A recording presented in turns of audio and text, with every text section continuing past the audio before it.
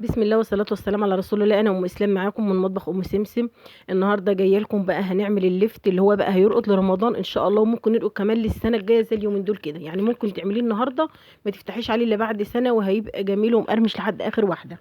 وهقول لك تحفظيه إزاي يعني يفضل معاكي لحد آخر واحدة مقرمش وجميل، ويقعد سنة. يعني مخلي اللفت مع جزر مع فلفل، وهيقعد سنه. عارفه يعني ايه سنه؟ تعالوا بقى نشوف عملناه ازاي بكل التفاصيل. ولو اول مره تشوفيني اشتركي في قناتي وفعلي زر الجرس عشان يوصلك كل جديد. معايا الليفت. طبعا الليفت عندي زي ما انتم شايفين. انا منضفاه كويس قوي. وبصي هقول لك هتنقيه ازاي. هتنقي واحده الوسط، ما تجيبيش الصغيره قوي ولا الكبيره قوي.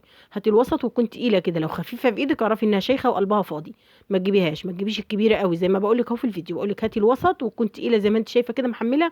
دي هتعرفي ان قلبها زي الجمار، لكن الكبيره هيبقى قلبها فاضي وتدوسي عليها كده تلاقيها زي السفنجه. تمام. وده الجزرايه كبيره، فانا قسمت الواحده اتنين كده زي ما انتم شايفين. دلوقتي اوان الجزر واوان اللفت واوان.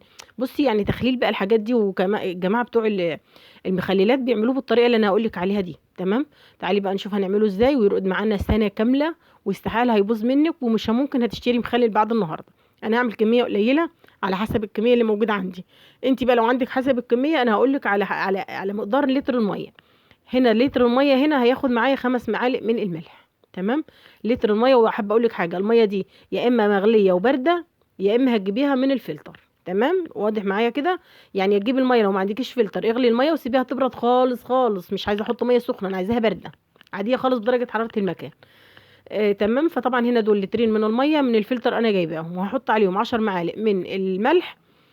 وهحط على كل لتر ميه نص معلقه من السكر. وليه السكر هنا؟ السكر هنا بيبقى ماده حافظه، هيحافظ لي عليه ويفضل معايا مقرمش لحد اخر واحده. واستحاله ابدا هيضطر او هيسود او الكلام ده كله خالص، مفيش الكلام ده كله.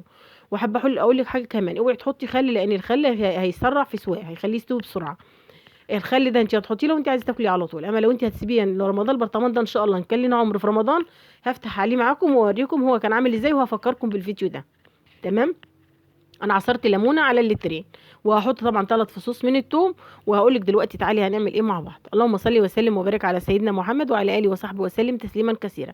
لو وصلتي بقى معايا لحد هنا يا قمر، يا ريت تشتركي في قناتي وتفعلي زر الجرس ويوصلك كل عشان يوصلك كل جديد. طبعا زي ما انتم شايفين انا هدوب بقى كل الملح بتاعي. وده ملح عادي خالص الموجود عندك. اي ملح طبعا، ده انا استعملت اي ملح مفيش مشكله. طبعا البرطمان بتاعي غسلاه ومنضفاه كويس. وطبعا انا كنت عامله فيه كذا مره مخلل قبل كده، فبعقمه بحط ميه مغليه وانضفه كويس يعني بميه مغليه وكده. طبعا هو البرطمان لونه كده يا جماعه، هو مش لونه مش ابيض، هو لونه كده. طبعا هنا بقى احط كل كميه المخلل اللي انا هعملها. احط الفلفل بتاعي، والفلفل هنا عاملاه سليم مش مفتحاه لو عشان تاخدي بالك. اما بقى هنا الجزرايه الكبيره قسمتها اتنين، الصغيره خليتها زي ما هي. تمام عشان البرطمان بتاعي صغير. وهنا بقى احط حوالي 3 فصوص من الثوم. وطبعا هرص بقى كل الكميه بتاعتي زي ما انتم شايفين. اللهم صل وسلم وبارك على سيدنا محمد وعلى اله وصحبه وسلم تسليما كثيرا. يا رب ما تكونوش بتملوا من فيديوهاتي، ويا رب اكون خفيفه على قلوبكم. طبعا هنا انا حطيت قشر الليمون.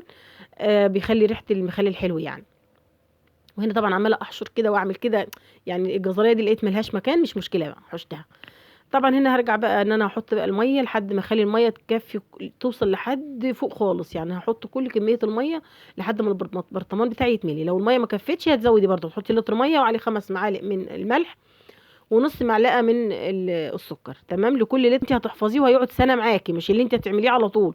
لو انت هتعملي مخلل على طول، انا عملت مع قبل كده فيديو مخلل هتاكليه خلال يومين، يعني على طول تعمليه النهارده بعد يومين على طول هتعمليه على البارد برضه. كان فيديو معايا قبل كده هحطه لك في صندوق الوصف لو حبيتي تشوفيه. تمام. هنا طبعا البرطمان بتاعي ما خدش كميه الملح والميه كلها، مفيش مشكله انا اشيل الميه دي. اما اجيب مخلل تاني انا كده ان شاء الله يعني هيجي لي مخلل تاني على بكره وهعمل حبه تاني.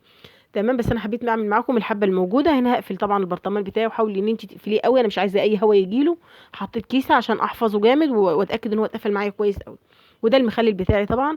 هشيله بقى احفظيه في مكان بارد بقى، مش في التلاجة. لا مش بقول لك في التلاجة، لا انا بقول لك احفظيه في مكان يعني مش لازم تحطيه في الشمس في البلكونه والكلام ده كله، لا. حطيه في المطبخ في مكان بارد، في اوضه عندك في مكان بارد يعني. تمام. وده شكله ان شاء الله ان كان لينا عمر في رمضان هبقى افتح عليه واوريه لكم. يلا حبايب قلبي، ربنا يحسن ما بين ايديكم. واترككم في رعايه الله وامنه، والسلام عليكم ورحمه الله وبركاته.